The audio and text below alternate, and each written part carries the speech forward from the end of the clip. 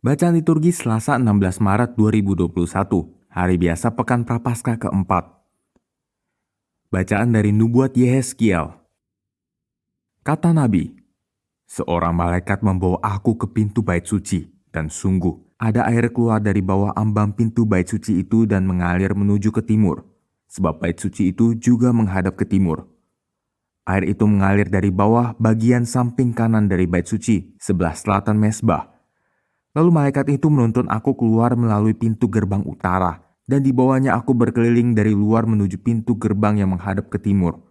Sungguh, air itu membual dari sebelah selatan. Lalu malaikat itu pergi ke arah timur dan memegang tali pengukur di tangannya. Ia mengukur 1000 hasta dan menyuruh aku masuk dalam air itu.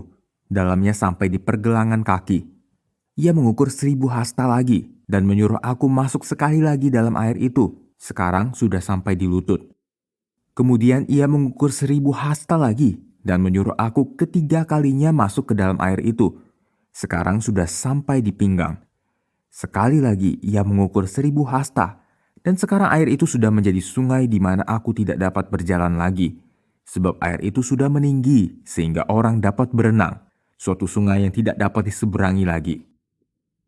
Lalu malaikat itu berkata kepadaku, "Sudahkah engkau lihat, hai anak manusia?" Kemudian ia membawa aku kembali menyusur tepi sungai itu. Dalam perjalanan pulang, sungguh sepanjang tepi sungai itu ada amat banyak pohon, di sebelah sini dan di sebelah sana. Malaikat itu berkata kepadaku, "Sungai ini mengalir menuju wilayah timur dan menurun ke Araba Yordan dan bermuara di Laut Asin. Maka air laut yang mengandung banyak garam itu menjadi tawar. Kemana saja sungai itu mengalir, segala makhluk yang berkeriapan di dalamnya akan hidup. Ikan-ikan akan menjadi sangat banyak, sebab kemana saja air itu sampai, air laut di situ menjadi tawar. Dan kemana saja sungai itu mengalir, semua yang ada di sana hidup. Pada kedua tepi sungai itu tumbuh bermacam-macam pohon buah-buahan, yang daunnya tidak layu dan buahnya tidak habis-habis. Tiap bulan ada lagi buahnya yang baru, sebab pohon-pohon itu mendapat air dari tempat kudus. Buahnya menjadi makanan dan daunnya menjadi obat." Demikianlah sabda Tuhan, syukur kepada Allah. Mazmur tanggapan. Tuhan semesta alam menyertai kita, kota benteng kita ialah Allah Yakub. Tuhan semesta alam menyertai kita, kota benteng kita ialah Allah Yakub. Allah itu bagi kita tempat perlindungan dan kekuatan, sebagai penolong dalam kesesakan sangat terbukti. Sebab itu kita tidak akan takut, sekalipun bumi berubah, sekalipun gunung-gunung goncang di dalam laut. Tuhan semesta alam menyertai kita, kota benteng kita ialah Allah Yakub.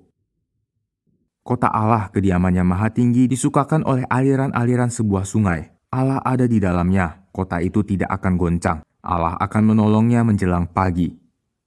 Tuhan semesta alam menyertai kita, kota benteng kita ialah Allah Yakub. Tuhan semesta alam menyertai kita, kota benteng kita ialah Allah Yakub.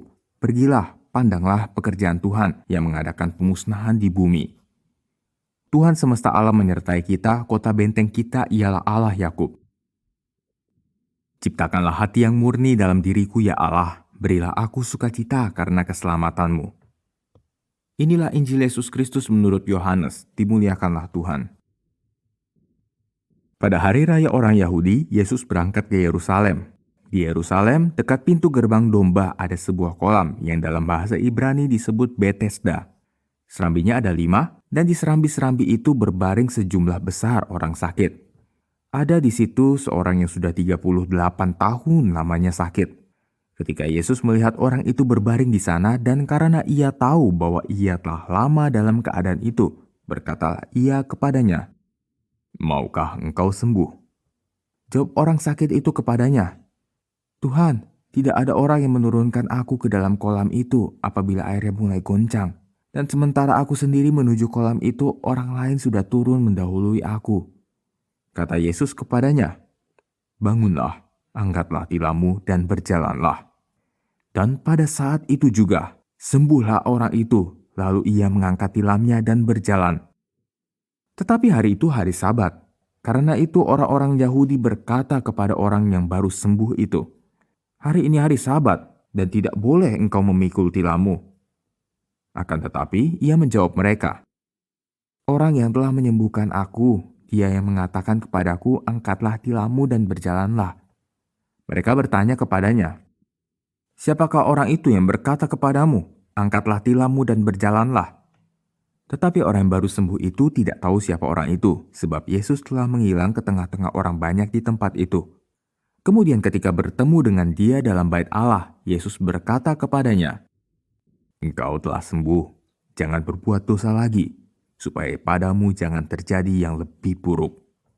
Orang itu keluar, lalu menceritakan kepada orang-orang Yahudi bahwa Yesuslah yang telah menyembuhkan dia. Dan karena itu orang-orang Yahudi berusaha menganiaya Yesus, karena ia melakukan hal-hal itu pada hari Sabat. Demikianlah Injil Tuhan, terpujilah Kristus.